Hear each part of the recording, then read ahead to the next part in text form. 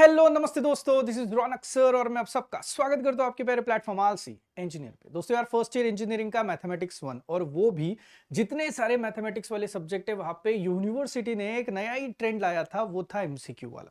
अब total M1 के paper कितने हुए थे? तो 4 हुए थे। उसमें से एक पेपर पैंडेमिक के पहले हुआ था, तो कितने पेपर बचे? 3 पेपर्स। तो हर एक पेपर में अगर आप ओवरऑल पैटर्न देखो तो चलो डायरेक्टली बात करते हैं। 15 साल से इंजीनियरिंग पढ़ा रहा हूं, हर एक चीज से वाकिफ हूं। क्या पढ़ना है, कितना पढ़ना है, कैसे पढ़ना है और क्यों पढ़ना है, सब कुछ। If you really want to learn and excel in your engineering studies, come join me at Aalsi engineer. हम लोगों के पास अगर 70 मार्क्स का कोई पेपर है तो हमें स्लॉट्स पता है कि यार 10 मार्क के अभी एमसीक्यू आएंगे जिस हिसाब से यूनिवर्सिटी पेपर सेट कर रही है। अब ये जो 10 मार्क के एमसीक्यू रहते हैं दोस्तों, वहां पे भी आपको टोटल 6 सवाल पूछे जाते हैं। ये जो 6 सवाल पूछे जाते हैं वो भी आपके 2 मार्क 2 मार्क 2 मार्क 2 मार्क्स एक मार्क्स इस हिसाब से कुछ पूछे जाते हैं। इसका मतलब ये कि ये जो 6 क्वेश्चन है ये हमें बहुत अच्छे से करना जरूरी है in order to get 10 out of 10 marks. अब कुछ डाउट्स आपकी तरफ से होंगे, उन डाउट्स पे भी बात करेंगे। सबसे पहले तो आपको पता ही होगा सिलेबस यूनिट नंबर 3 4 5 6 आपको दिख रहा होगा। एंड आई एम श्योर लोग एमसीक्यू की पढ़ाई कब करते हैं? जब उनकी यूनिट्स की पढ़ाई हो चुकी होंगी। आई एम श्योर कि आपकी सच में वो पढ़ाई हो चुकी है, तभी जाके आप ये वीडियो देख रहे हो और एमसीक्यू की प्रिपरेशन अब करने वाले हो। अब देखो 6 सम्स अगर हर एक पेपर में पूछे तो ऐसे मैंने आपको बोले थे 3 पेपर हुए, इसका मतलब है 6 into 3 18 क्वेश्चंस जो है वो आपके सामने आने चाहिए। और एक मजे की बात बताता हूं, all 18 questions are non repeated. इसका मतलब है मैं आज भले ही आपको ये 18 क्वेश्चन सिखा के जाऊंगा, उसके आगे पीछे कुछ चीजें बता के जाऊंगा, लेकिन आपको एक चीज समझ में आनी चाहिए कि हो सकता है कि जो नए 6 सम्स का लॉट है एग्जाम में वो पूरा नया हो, लेकिन कॉन्सेप्ट आपको पता होनी चाहिए। उसी कॉन्सेप्ट के ऊपर ये क्वेश्चंस जो है वो पूछे जाते हैं। अब इतनी बात करने के बाद ये आता है कि सर ये 2-2 मार्क 1-1 मार्क तो हम लोगों ने पेपर में कैसे लिखना है? तो सिंपल चीज बताता हूं, जब भी कभी पेपर में आपको एमसीक्यू पूछे जाएंगे तो आपको there is no need of explanation. आप बस क्वेश्चन,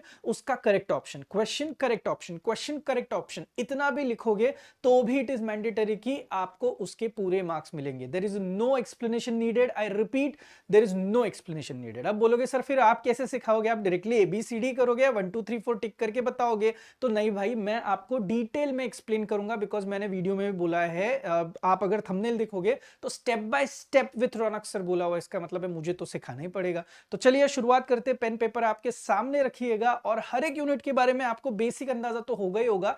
वैसे भी जैसे टॉपिक आगे चलेगा, जैसे एमसीक्यूज आएंगे, मैं आपको बताते चलूंगा कि भाई क्या करना है, कितना करना है और किस तरीके से कौन से फॉर्मूले हम लोगों के लिए इंपॉर्टेंट है। चलिए शुरुआत करते हैं सबसे पहले सम के साथ। अगर आप सम को देखोगे तो बहुत सारी चीजें आपको धीरे धीरे क्लियर होना शुरू हो जाएगी। ये जो है वो पहला सवाल है जहां पे हमें क्लियरली पूछा गया है, u दिया है दोस्तों, u is equal to x square plus y square plus कितना लिखा है 2x, और पूछा क्या है डाबा u बाय डाबा y हम लोगों को फाइंड आउट करना है। अब पहले तो डाबा सुनने के बाद हंसने की कोई जरूरत नहीं है। डाबा जो है उसको आप डो भी बोल सकते हो, तो आप जो चाहिए वो बोलो, लेकिन भाई ये झुका हुआ डी आपको दिखाई दे रहा है, उसको मैंने डाबा बोला हुआ है। What is this? Partial differentiation. तो आपको पता है ये क्यों झुका हुआ है, क्योंकि ये सिर्फ और सिर्फ विद रिस्पेक्ट टू वाई क्या करेगा? पार्शियलिटी करेगा। इसीलिए अब अगर मुझे ये पूछा जाए इसका जवाब क्या है, तो भाई मैं यू लिखूंगा as usual, x square plus y square plus 2x। चलो हेल्प करना दोस्तों, डाबा यू बाय डाबा वाई। मैं तरीका बताता हूं। विथ रिस्पेक्ट टू y आपको डेरिवेटिव निकालना है। क्या इस टर्म में y है? नहीं, डायरेक्ट जीरो। क्या इस टर्म में y है? हाँ, तो y स्क्वायर का डेरिवेटिव आएगा, धक्का मारो स्ट्रेटेजी के हिसाब से 2y। और तो और क्या इस टर्म में y है? भाई साहब आपको कितना भी प्यार आने दो, अगर उस टर्म में y नहीं है तो आप डेरिवेटिव को डायरेक्टली कितना लिखोगे? जीरो लिखोगे। It is as simple as that. तो मुझे बताओ, ये सब कुछ सिंप्लीफाई करने के बाद आपका जो आंसर आ चुका है मेरे भाई, वो कितना आ चुका है? और answer in this case is nothing but कितना आ चुका है मेरे दोस्त? 2y। आप देख सकते हो आंसर ऑप्शन के हिसाब से हम लोग जाए तो हमारा जो करेक्ट आंसर आ चुका है दैट इज नंबर 2। बॉक्स कर दो अभी इसको, ये आपका करेक्ट ऑप्शन हुआ। क्लियर है? अब चलिए ना सर आगे बढ़ते हैं नेक्स्ट सम के लिए। देखो u इज इक्वल टू हमें क्या दिया हुआ है? एक्स रेस टू वाई दिया हुआ है, और पूछा है कि डाबा यू बाय डाबा वाई निकालो। पार्शियल डेरिवेटिव ही ये लोग पूछ रहे हैं। मैं आपको सबसे पहले तो कुछ सवाल पूछता हूं, मुझे पता है आपको आता है बट फिर भी ऐसे ही पूछ रहा हूं यार।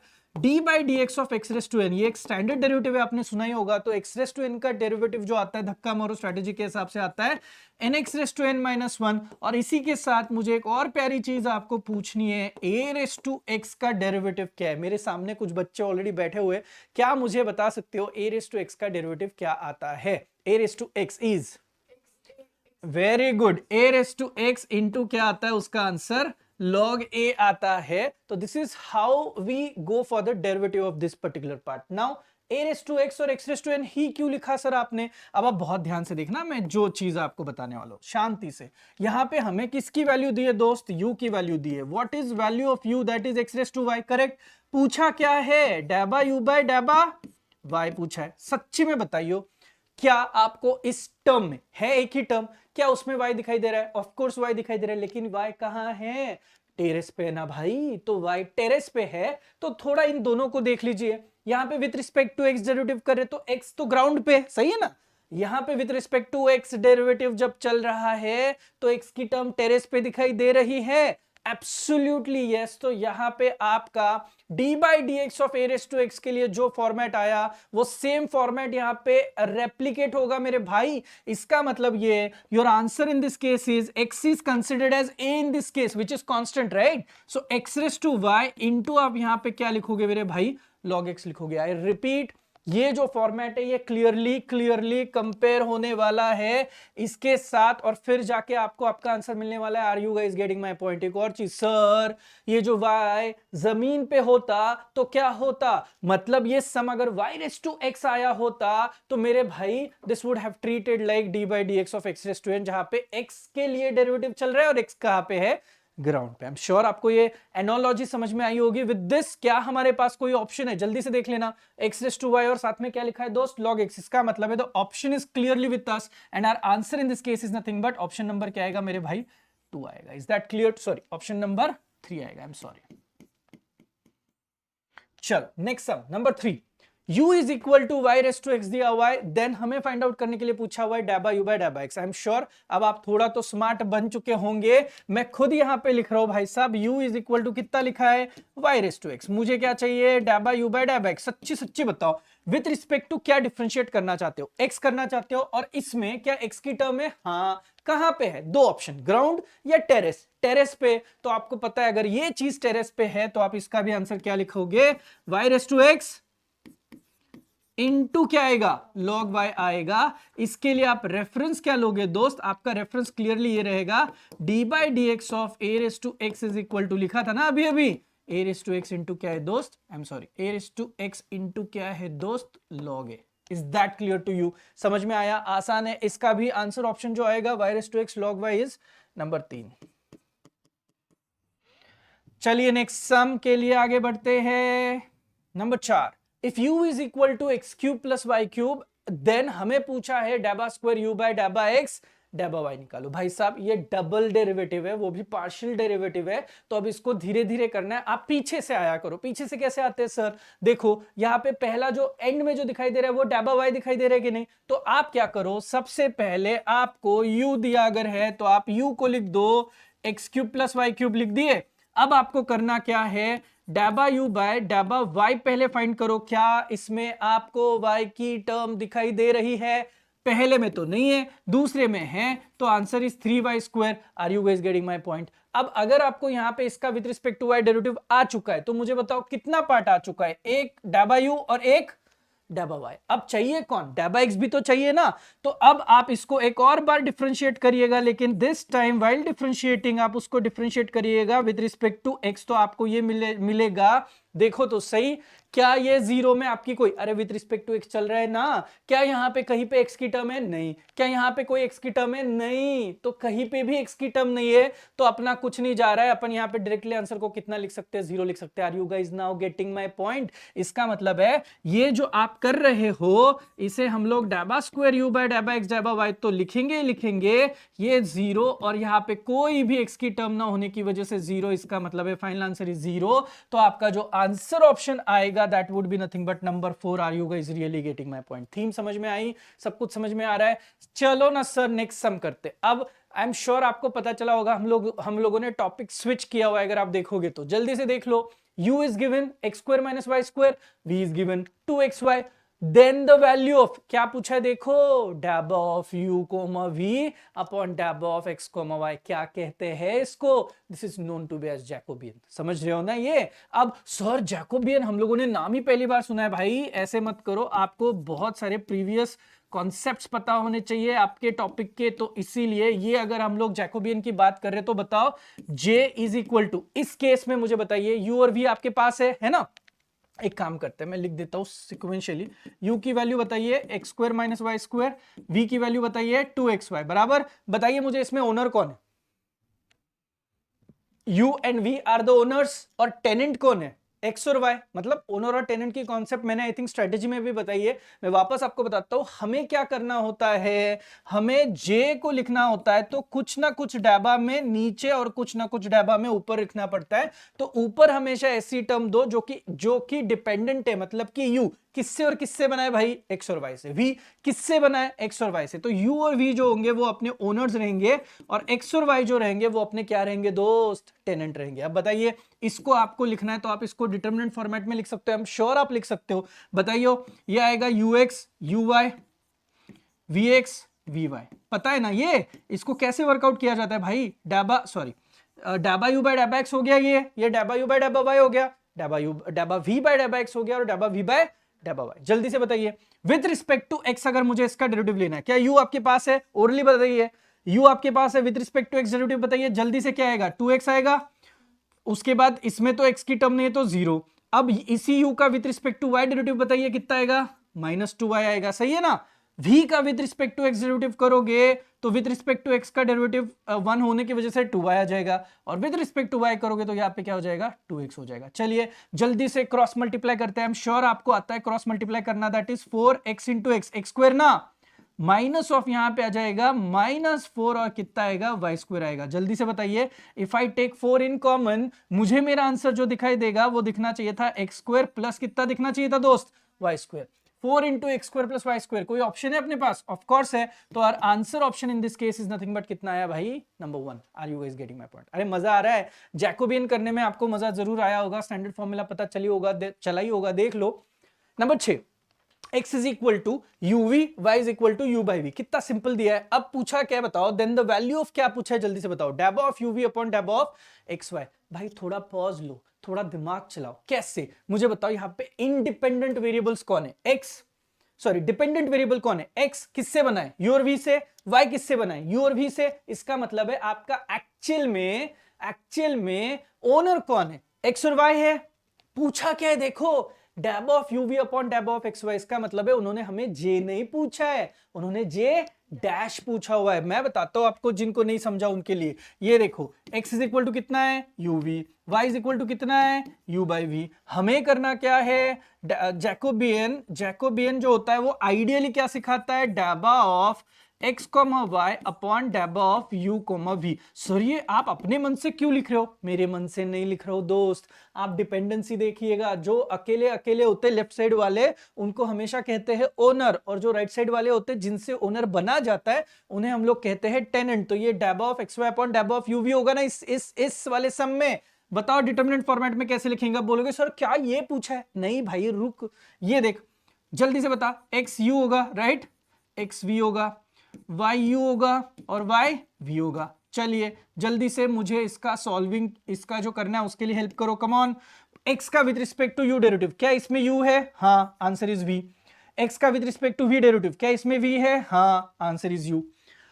y का with respect to u derivative, क्या इसमें u है, हाँ with respect to u derivative करोगे तो u का डेरिवेटिव 1 आएगा, answer would be 1 by v. साथ ही साथ y का with respect to v, I know आपको आता है बट फिर भी बताता हूं, d by d x of 1 by x कभी जिंदगी में आया तो आप उसका आंसर लिखोगे -1 अपॉन एक्स स्क्वायर। मुझे बताओ विद रिस्पेक्ट टू क्या चल रहा है, अभी v चल रहा है डेरिवेटिव, तो v कहां है, नीचे है। नीचे अगर होगा तो फॉर्मूला वाइज आप उसको करोगे माइनस यू अपॉन कितना करोगे मेरे भाई, वी स्क्वायर करोगे। चलिए जल्दी से क्रॉस मल्टीप्लाई करो मेरे लिए, कम ऑन। ये डिटरमिनेंट निकलेगा minus u v upon v square, if I am not wrong, correct. Minus यहां पे आ जाएगा u डिवाइडेड बाय कितना हो जाएगा भाई, v हो जाएगा। अब बताइए इसको अगर हम लोग सिंप्लीफाई करें तो एक v चला जाएगा, तो your answer in this case ये 0 नहीं होता है, minus u by v is -2u by कितना आएगा v। अब आप देखोगे यहाँ पे आंसर्स में और बोलोगे अरे सर आंसर तो है ही नहीं ऑप्शन में। भाई हम लोगों ने आंसर निकाला ही नहीं है, अभी फिलहाल जो फाइंड किया वो किसको फाइंड किया है, जे को। अब आप पूछोगे सर फिर हमें करना क्या है, क्या आपको पता है अगर ये जे है तो जे डैश जो है वो क्या होगा, डैब ऑफ यू वी अपॉन क्या होगा, डैब ऑफ एक्स वाई होगा। आप समझ रहे हो ना मेरी बात, यहां पे ये अल्टीपल्टी मारता है। अब आप मुझे बताइए क्या हमें डैब ऑफ यूवी अपॉन डैब ऑफ एक्स वाई फाइंड करना था, हाँ तो देख लो अगर इसको मुझे फाइंड आउट करना है तो it has to be 1 by j, because we all know that j into J dash का हमेशा आंसर कितना आता है मेरे भाई, 1 आता है। जल्दी से बताओ 1 बाई जे अगर मैं इसको करूं तो आंसर क्या आ जाएगा, जे का आंसर आ चुका है ना, 1 अपॉन -2u बाई वी करोगे तो -v अपॉन कितना हो जाएगा भाई, 2u। -v अपॉन 2u कहीं पे ऑप्शन में दिखाई दे रहा है क्या आपको, यस मुझे दिखाई दे रहा है। Our answer in this case is nothing but number 4। Are you guys getting my point. भाई साहब ये जो पहले वाला सम था, अंडरस्टैंड इट, ओनर कौन u v, टेनेंट कौन एक्स वाई, तो यहाँ पे uv मतलब ओनर ऊपर थे तो सिर्फ j निकालना था। आप समझ रहे हो मेरी बात। अब ये सम, इस सम में ओनर्स कौन एक्स वाई, तो यहां पे एक्स वाई अगर ऊपर पूछा होता तो इसे हम लोग जैकोबियन कहते और सिर्फ जैकोबियन से आंसर्स देते। आप समझ रहे हो मेरी बात, उल्टा पूछने की वजह से पहले जे निकाला और उसके बाद अपन ने क्या करा, इसका जे डैश निकाला। होपफुली समझ में आ चुका होगा। ये हुआ हम लोगों का 6 नंबर का सम। नेक्स्ट आते हैं 7 नंबर के सम के लिए। जल्दी से बताइए, एक्स दिया है u square minus v square, y दिया हुआ है 2uv। मजे की बात देखो, डैब ऑफ एक्स वाई अपॉन डैब ऑफ uv दिया है, यानी कि खुद ही जैकोबियन का आंसर दे चुके हैं। और सवाल क्या पूछा है देखो, देन डैब ऑफ uv अपॉन डैब ऑफ एक्स वाई। उल्लू बनाया, बड़ा मजा आया। देखो तो सही, उन्होंने ऑलरेडी हमें क्या दिया था, जे दिया है, पूछा क्या है जे डैश। इतने उल्लू तो हम लोग है नहीं, तो आपको भी पता है J into J dash is equal to 1 होता है ना। सो बताइए, जे तो ऑलरेडी दिया है, डैब ऑफ एक्स वाई ओनर वही है ना, अपॉन डैब ऑफ यू वी इंटू डैब ऑफ यू वी अपॉन डैब ऑफ एक्स वाई, सही है ना, इज इक्वल टू कितना है 1। बताओ डैब ऑफ क्या फाइंड करना है, यू वी अपॉन डैब of x y will be clearly equal to 1 upon क्या होना चाहिए, डैब ऑफ एक्स वाई, राइट ना, अपॉन डैब ऑफ यू वी। चलिए अपने पास तो ऑलरेडी उन्होंने रेडीमेड आंसर दिया, बताओ क्या है, 4 u square plus v square. चलो नाचो डांस करो, आंसर ऑलरेडी आ चुका है। So this is nothing but your final answer. देखो भाई ये आपका आई थिंक आंसर ऑप्शन कितना रहेगा, 3 रहेगा ना। So your answer in this case is nothing but number 3। Are you guys really getting my point, मजा आ रहा है, समझ में आ रहा है। नंबर 7 भी हो गया। नंबर 8, अरे सर देखो ना कितना खतरनाक वाला सम पूछा है। चलो चलो चलो सामने देखो, if u is equal to 1 upon x square plus 1 upon y square plus 1 upon x square plus y square, then x डैब बाई यू बाई डैब बाई एक्स प्लस वाई डैब बाई यू बाई डैब by y is equal to. पहले तो मुझे बताओ क्या आप इस बंदे को पहचानते हो, और अगर हाँ तो ये बंदा है कौन। तो मैं बताता हूं, ये जो बंदा है ये बंदा रिप्रेजेंट करता है होमोजेनियस फंक्शन को और यूलर्स के डिडक्शन को रिप्रेजेंट करता है।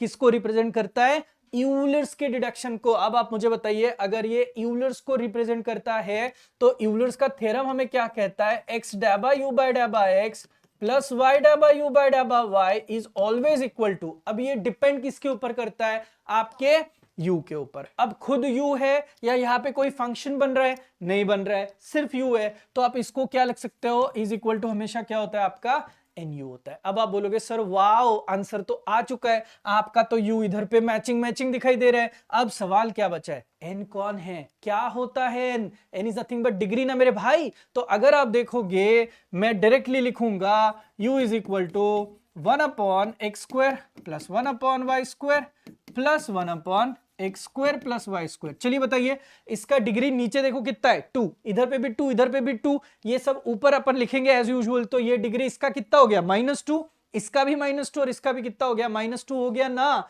इसका मतलब है एज यू इज होमोजीनियस ना, तो अगर ये homogeneous in x and y with, अब बताइए डिग्री कितनी हो गई इसकी, degree n is equal to कितनी हो गई -2। मेरे भाई ये सब कुछ अगर डायरेक्ट ऊपर होता और 1 ना होता तो अपन डिग्री को कितना लिख देते, 2 लिखते। अब यहां पे n इज इक्वल टू कितना हो गया -2 हो गया। अब बताओ, देयरफॉर बाय यूलर्स आइडेंटिटी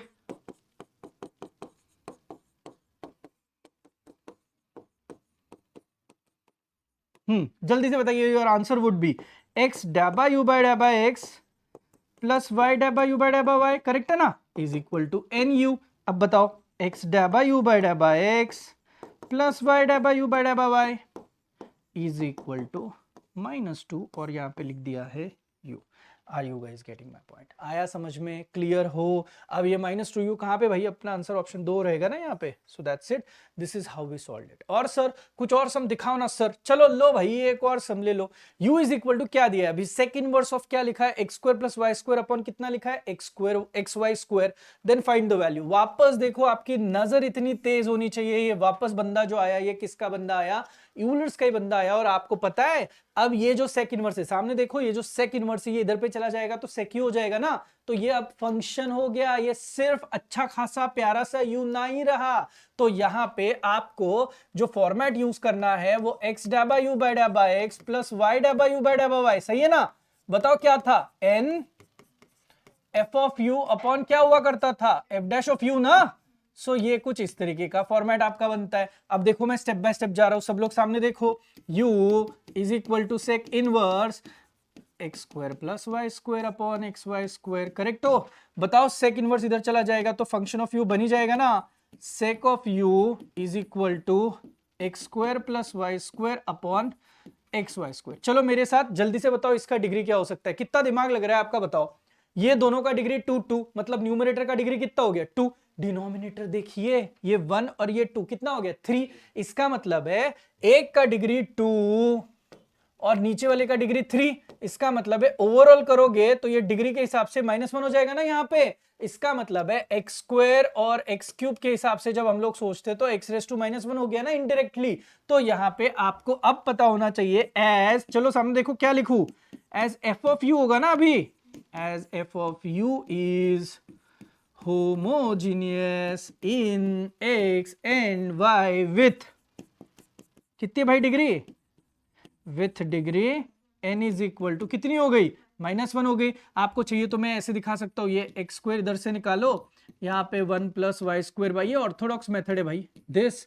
यहाँ से आप एक्स क्यूब निकालो और यहाँ पे दिखा दो y square by x square. देखो मीनिंग तो सेम ही है, मतलब ये एक्स रेस टू -1 और यहाँ पे function of y by x खेलते रहेगा, जो भी होगा वो इग्नोर करना है। तो ये जो एक्स रेस टू -1 आपको दिखाई देता है ना, ये -1 इज नथिंग बट आपका डिग्री होता है। तो n इज इक्वल टू -1 के हिसाब से अब आप क्या बोलोगे, बाय व्हाट, यूलर्स ना। So by Euler's deduction, x dabba u by dabba x plus y dabba u by dabba y is equal to n f of u upon f dash of u। चलो अभी कुर्सी की पिटी बांध लो, जल्दी से बताओ n का आंसर कितना है, -1। f of u कौन है भाई आपका, यहाँ पे क्लियरली दिखाई दे रहा है sec u, तो यहाँ पे आपने लिखा sec u, और मुझे पता है आपको sec का डेरिवेटिव आता है, sec u इंटू कितना होता है tan u ना, तो sec u को sec u कट हो गया, तो आपका यहाँ पे answer -1 upon tan u can be written as minus of क्या लिख सकते हो, cot u ना। देखो माइनस ऑफ cot u कहीं पे आंसर ऑप्शन में दिखाई दे रहा है, ऑफ कोर्स दिखाई दे रहा है, आंसर ऑप्शन अपना क्या रहेगा, number 2। Are you guys really getting my point? Theme समझ में आ रही है, लॉजिक समझ में आ रहा है। मैं वापस बता रहा हूं, जब आपका फाइनल पेपर होगा there is no need to write all of this, और इतना सब कुछ तो लिखना ही नहीं है, बस आपके अंडरस्टैंडिंग के लिए। कभी उठ के अगर आपने ये देखा तो वापस मेरे ऊपर चिल्लाओगे कहां से डायरेक्ट आंसर्स लेके आ रहे सर, तो इसीलिए स्टेप बाय स्टेप दिखा रहा हूं भाई।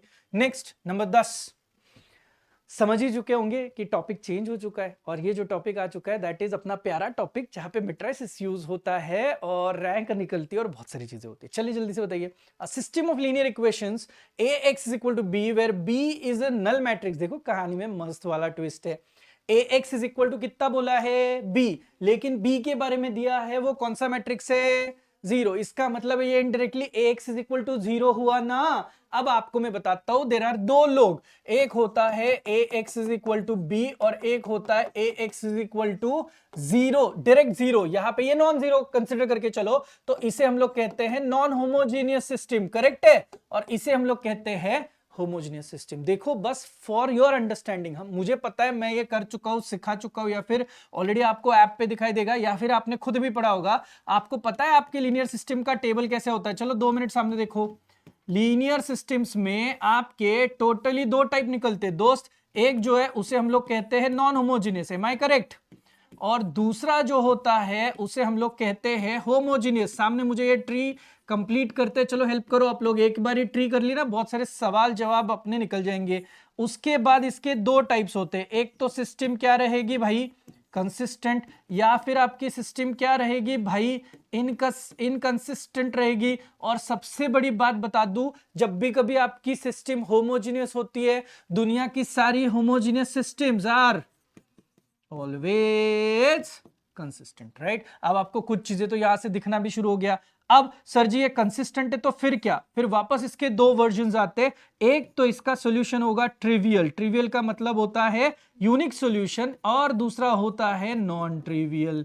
अब ये कब कब क्या होता है ये भी तो बता देता हूं, रुको। यहां पे भी कंसिस्टेंसी में दो टाइप है, एक को अपन बोलते हैं ट्रिवियल और एक को बोलते हैं नॉन ट्रिवियल, यानी कि इनफाइनेटली मेनी सॉल्यूशंस। अब सर जी कब कैसे क्या किसको बताओ ना, हमें जल्दी से बताओ। लीनियर सिस्टम मतलब ऐसी इक्वेशंस जहां पे आपको राइट हैंड साइड में जो नंबर्स, मतलब ये जो टर्म्स दिखाई देते हैं, इसकी राइट हैंड साइड बताता हूं, मतलब यू विल अंडरस्टैंड कि ये हमेशा राइट हैंड साइड में क्या होता है भाई, जीरो। तो यहां पे हमेशा आपको क्या दिखाई देता है, नॉन जीरो वाले टर्म्स राइट हैंड साइड में दिखाई देते हैं, तब हम लोग उसे कौन से सिस्टम कहते हैं, नॉन होमोजेनियस। नेक्स्ट, कंसिस्टेंसी किसके ऊपर डिपेंड करती है, अगर rank of A is equal to rank of एक ऑगमेंटेड मैट्रिक्स नामक कॉन्सेप्ट है ए विथ बी, अगर वो दोनों सेम आए तो सिस्टम को क्या बोला जाता है, कंसिस्टेंट। एल्स क्या बोला जाता है, rank of A is not equal to, अगर rank of A augment B आया तो सिस्टम क्या हो गई,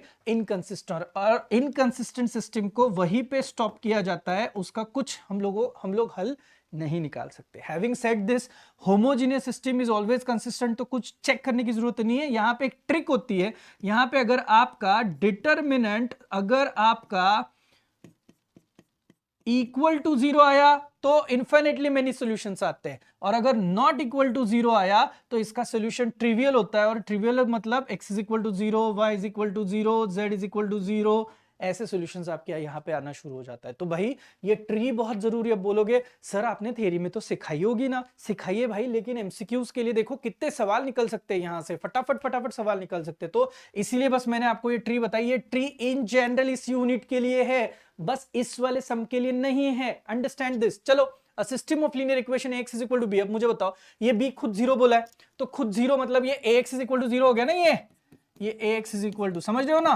तो अगर ax is equal to zero है तो सिस्टम क्या है, होमोजीनियस है। और होमोजीनियस सिस्टम, दुनिया की सारी होमोजीनियस सिस्टम क्या होती है दोस्त, ऑलवेज कंसिस्टेंट होती है। मतलब ज्यादा कुछ एक्सप्लेन करने की जरूरत ही नहीं पड़ी है। तो आपको पता है आपका यहाँ पे जो आंसर आना चाहिए था, your answer should have been option 1। Are you guys really getting my point, आया समझ में। अब देखो, आप बोलते हैं नहीं नहीं सर ऐसे थोड़ी होता है, और भी ऑप्शन पे खेलते ना। चलो देखो, consistent only if determinant of A. मुझे बताइए, होमोजेनियस सिस्टम की कंसिस्टेंसी जो होती है वो ऑलवेज वाली होती है, वहां पे इनकंसिस्टेंट या फिर कंडीशनल कंसिस्टेंसी होती है क्या, नहीं। तो तीनों ऑप्शंस आपके उड़ गए, बिकॉज तीनों ऑप्शंस बात किसके ऊपर कर रहे हैं, कंसिस्टेंसी तब होगी, अब होगी, उसके बाद होगी, कोई मतलब नहीं है। अंडरस्टूड, आया समझ में।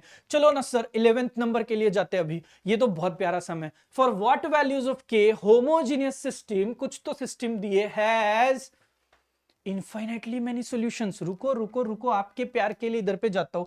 नॉन ट्रिवियल का मतलब ही होता है मेनी सॉल्यूशंस, बराबर है ना। तो बताइए, मेनी सॉल्यूशंस मैंने यहां पे अगर लिखा है तो उन्होंने क्या क्या बोला है, चलो सामने वापस से रीड करते हैं।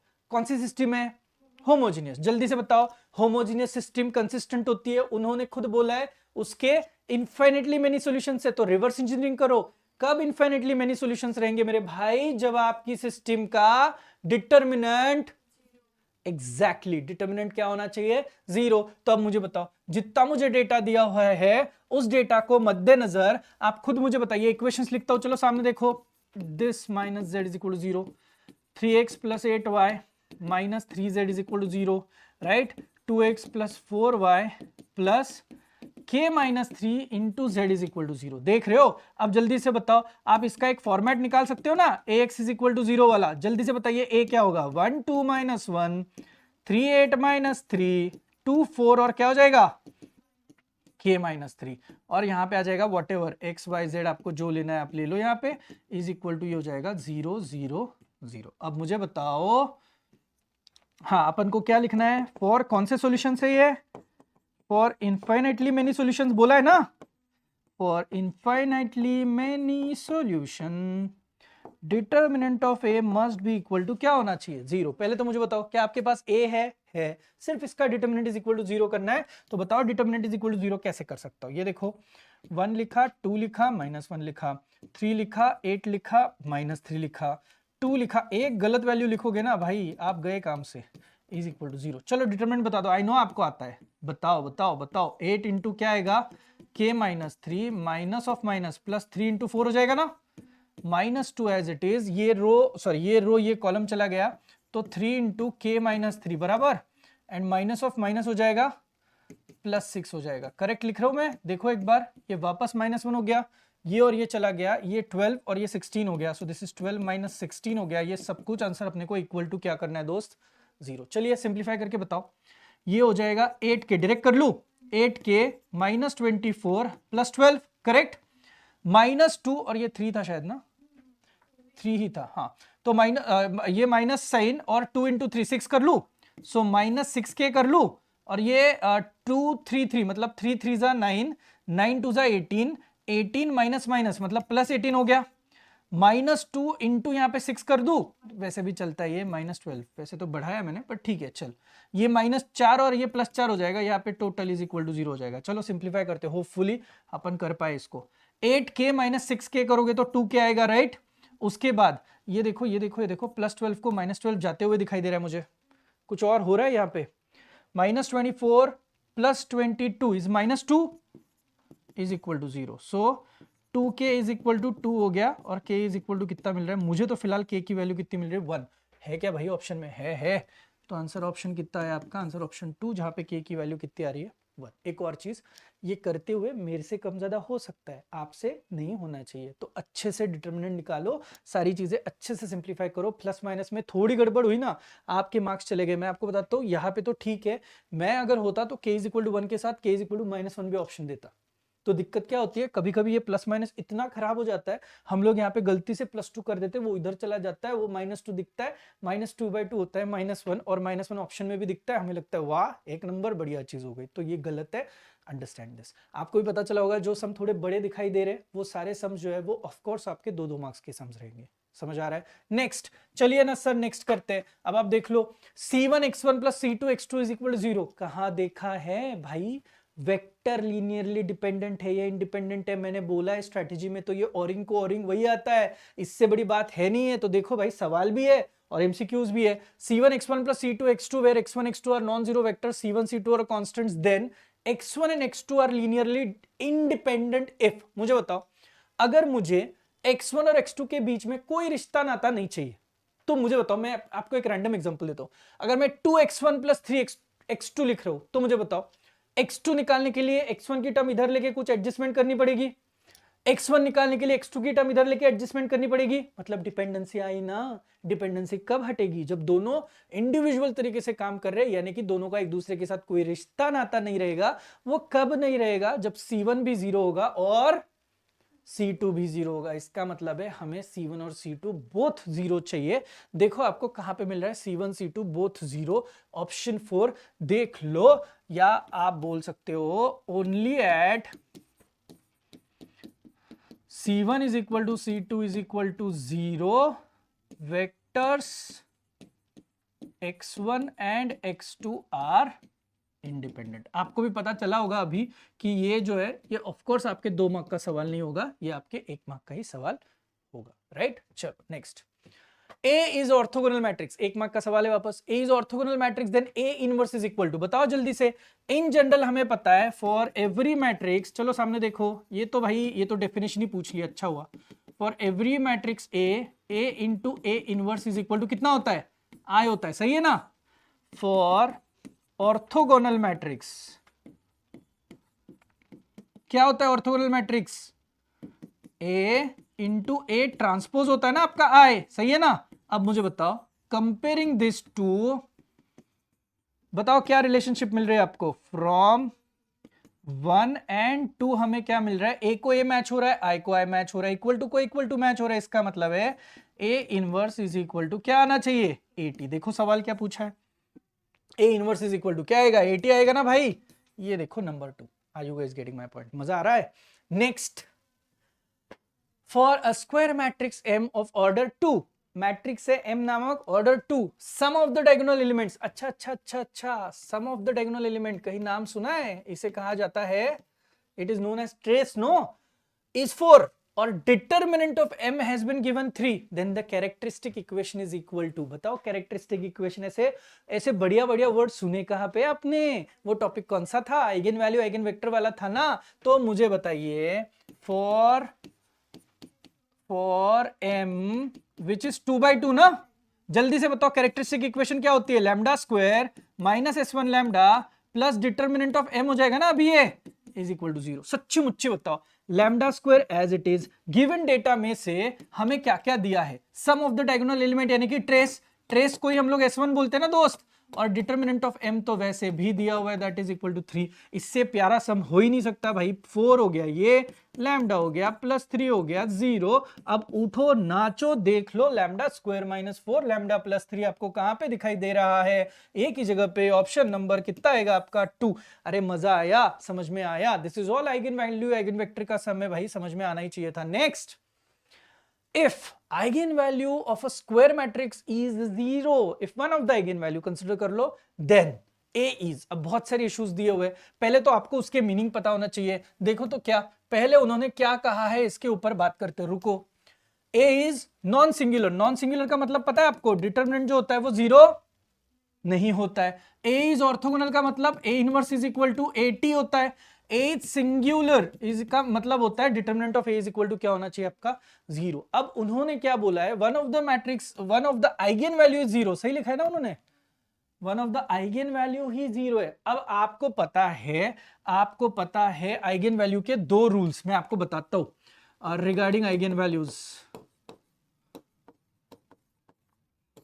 Number 1,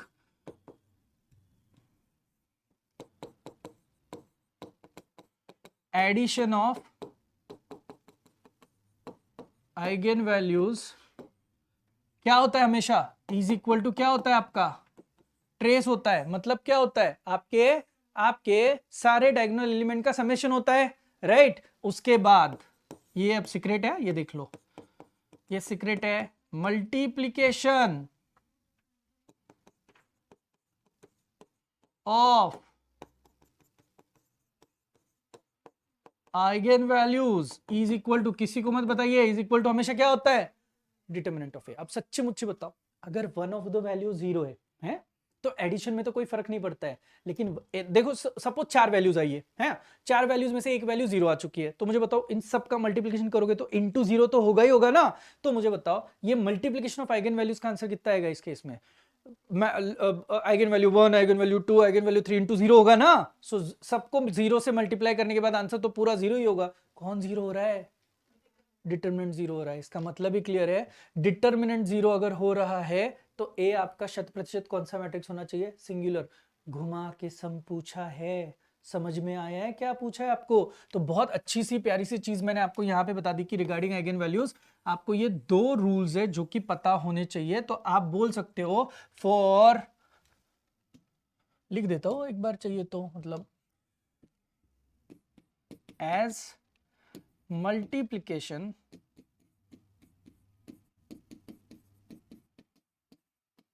of eigen values is, there is no need of explanation आपके लिए, nothing but determinant of A. so for let's say lambda 1, so for say lambda 1 lambda 2 and 0, हाँ, lambda 1 into lambda 2 into 0 has to be equal to determinant of a, सही है ना? so 0 is equal to determinant of क्या हो गया? a हो गया। इसका मतलब है a is always singular matrix. इसमें एक गलती क्या हो सकती है मैं बता दूं आपको, यार ये पता ही नहीं है सिंगुलर क्या होता है, नॉन सिंगुलर क्या होता है, फिर आपके मार्क्स जरूर जाएंगे। यू शुड नो क्या है क्या नहीं है, ठीक है? चलो नेक्स्ट, यूजिंग कैले Hamilton theorem A inverse for the matrix is, ऐसे पूछा है। तो मुझे बताओ, ये आपको मैट्रिक्स दिया हुआ है, आपको कैली हैमिल्टन थ्योरम को यूज करना है, इसका मतलब वो वेरीफाई वाली चीज लेके आनी है। वेरीफाई करते मत बैठो, यूज ही करना है बोला है ना। तो क्या कर सकते हो मुझे बताइए जल्दी से। आपके पास आपको मैट्रिक्स दिखाई दे रहा है सामने, देखो सब लोग, इज नथिंग बट 1 4 2 और कितना हो गया 3 हो गया। अब आप मुझे जल्दी से बताओ, इसका कैरेक्टरिस्टिक इक्वेशन होना चाहिए lambda square minus S1 lambda plus determinant of A ना भाई। बताओ जल्दी से क्या होगा अगर मैं लैम्डा स्क्वायर करूं माइनस S1, मतलब इन दोनों का एडिशन कितना हो गया 4 लैम्डा, और इनका डिटर्मिनेंट 3 माइनस 8, सही है ना, इज इक्वल टू 0। सो ये हो जाएगा lambda square minus 4 lambda minus 5 is equal to कितना हो जाएगा 0 हो जाएगा, राइट ना। इस कैरेक्टरिस्टिक इक्वेशन के लिए अब CH थ्योरम क्या बोलता है, CH थ्योरम इज, हाँ जो लैम्डा करता है वो सेम चीज कौन करता है भाई, ए करता है। ऐसे कौन बोलता है आपका, कैली हैमिल्टन बोलता है। सो आपका, सॉरी इसको इन टर्म्स ऑफ लिखता हूं मैं, rewriting this, according to CH theorem A square होना चाहिए माइनस 4a होना चाहिए, सही लिख रहा हूं ना मैं। माइनस यहाँ पे क्या लिखना चाहिए मैंने 5, और i इज इक्वल टू कितना लिखना चाहिए 0। अब मुझे बताओ, ये आपकी बेसिक इक्वेशन आई कैली हैमिल्टन की, उन्होंने क्या फाइंड करने के लिए बोला है, इनवर्स करने के लिए बोला है ना, 2 मार्क के लिए आया ऑफ कोर्स। तो इनवर्स कैसे लाते हैं हम लोग, multiply both the sides by inverse ना, मल्टीप्लाई बोथ साइड्स। अरे ये जो है ना अपने थ्योरी सम्स में सब कुछ, सम साइड्स बाय क्या करना होगा, ए इनवर्स। चलो बताइए, ए इनवर्स से मल्टीप्लाई करोगे तो ए इनवर्स ए स्क्वायर, आपके लिए बता रहा हूं, चलो ए इंटू ए इनवर्स होगा minus 5i into A inverse होगा इज इक्वल टू 0। अब बताता हूं, A inverse into A square is a 4, ये i हो जाएगा माइनस 5, और यहाँ पे हो जाएगा ए इनवर्स। अब 5a इनवर्स को वो साइड पे लेके जाता हूँ, सामने देखो सब लोग, इज इक्वल टू क्या हो जाएगा a माइनस 4i, भगवान करे आंसर हो उधर पे, A inverse is equal to 1/5 आएगा a माइनस 4i, देखो कहीं पे है क्या 1/5 a minus 4i। So that's all, ये रहा आपका थीम। समझ में आई किस तरीके से गया, क्या गया, कुछ नहीं, ये तो भाई अपना कैरेक्टरिस्टिक इक्वेशन आ गया। और आपको पता है कैली हैमिल्टन थ्योरम कैरेक्टरिस्टिक इक्वेशन को सेटिस्फाई करता है, मतलब वो बोलता है कि जो काम आइगन वैल्यू करती है वो सेम काम जो है वो इक्वेशन जो है वो आपका ओरिजिनल मैट्रिक्स सेटिस्फाई करता है, तो उसको मैट्रिक्स टर्म में लिखा।